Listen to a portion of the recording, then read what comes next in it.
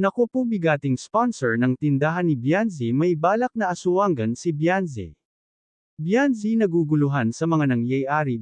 Ito ang pag-uusapan natin maya-maya lamang, at kung bago ka pa lang sa aking munting channel, paki-subscribe naman para lagi kang updated sa video ng mga kalingap.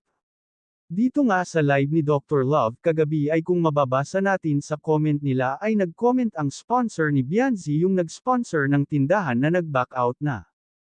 At tumulong din ito sa kalingap. Kung mababasa natin ang comment ni Dr. Love, ay nagsabi ito sa sponsor na huwag niyong wakwakin si Bianzi. Dito pa lang ay parang may balak talaga ito na sponsor na makuha si Bianzi, na kung saan itong mga sponsor na ito ay tumulong pala ito sa pagpagawa ng bahay ni Bianzi, kaya ganon na lang ito kaganda na bahay dahil sila ang nagturo na ganito ang gusto nilang design sa bahay ni Bianzi. At kung mapapansin natin sa comment ni Dr. Love, ay parang may alam ito sa plano ng sponsor na kinukuha nila ang loob ni Bianzi. Dito nga sa live ni Dr. Love ay mabubuking mo ang kanilang palitan ng comment. Nang mabasa ni Kuya Rab ang comment ni Dr. Love, ay nag-comment din si Kalingap Rab.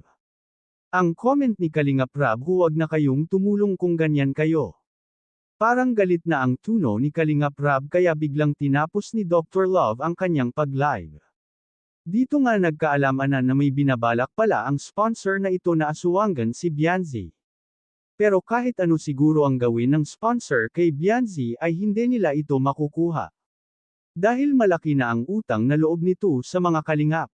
At isa pa, hindi mukhang pera si Bianzi para sumama sa kanila.